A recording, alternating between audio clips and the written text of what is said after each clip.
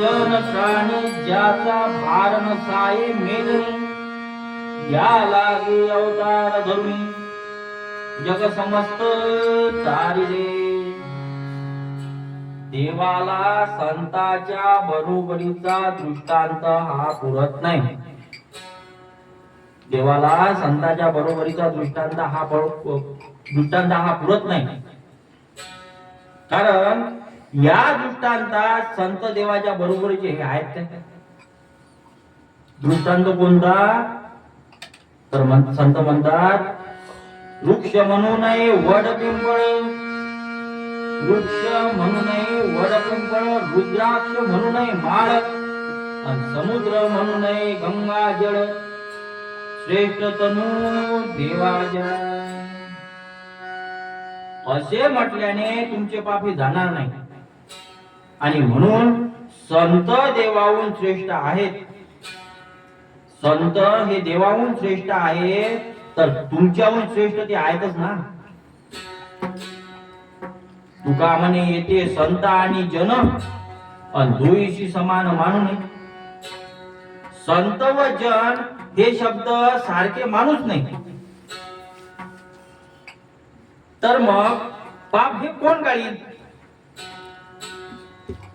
तर मग पाप हे कोण गाळील? तर पाप काढणारे हे फक्त संतच आहेत. महाराज त्यापुढे सांगतात, महाराज म्हणतात देवाप्रमाणेही संत हे नाही. देवाप्रमाणेही संत नाही. कारण कबीर काय म्हणतात? तर कबीर म्हणतात गुरु गोविंद दोन खडे किसके लगू पाव, बल्लारी गुरुजीने तिने गोविंद बदलार. त्याचप्रमाणे देव थोर म्हणावा की गुरु थोर म्हणावा, आजी नमस्कार हा कोणाची करावा.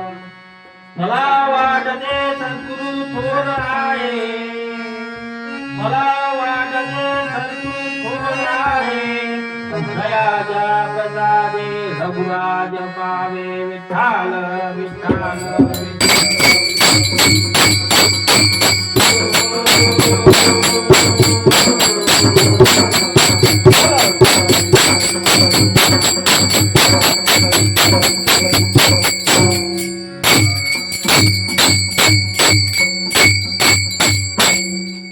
तर असा या शब्दांनी देवाचा व संताचा निकाल हा झाला.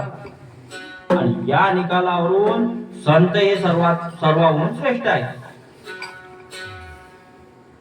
मग संत हे श्रेष्ठ का आहे?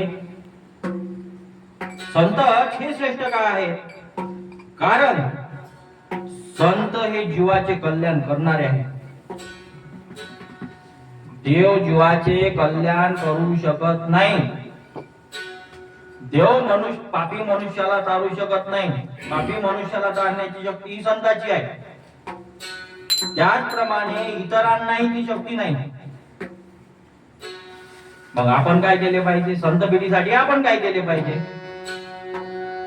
तर आधी संताजवळ पाप आहे. आधी संताजवळ पाप आहे हे कसे मानतात? तुकोबा नाताला साधू म्हटले नाही तर ते संत कसे होतील? आणि तुकोबा नाताला साधू म्हटले नाही तर त्यांना जाती बाहेर टाकले होते. आणि त्याचप्रमाणे त्यांचा देशही करत होते. ज्याच्या दर्शनाने पापियांचे पापे जातात, ज्याच्या दर्शनाने पापियांचे पापे जर जातात, तर मग त्यांच्या अंगी म्हणजे त्या साधूच्या अंगी पाप कुठले राहणार? तर इतके संतांचे महत्व आहे. अजून संत त्याचे वर्णन करतात. ते काय म्हणतात? तर ज्याच्या दर्शनाने पाप ताप जाए,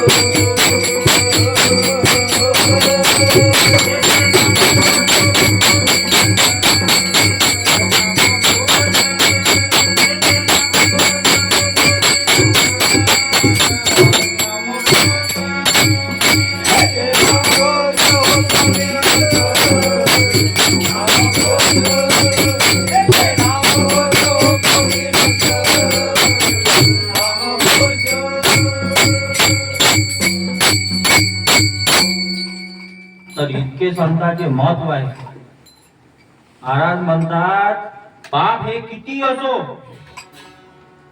किती असो तरी संतांच्या संबंधाने पाप हे जातेच.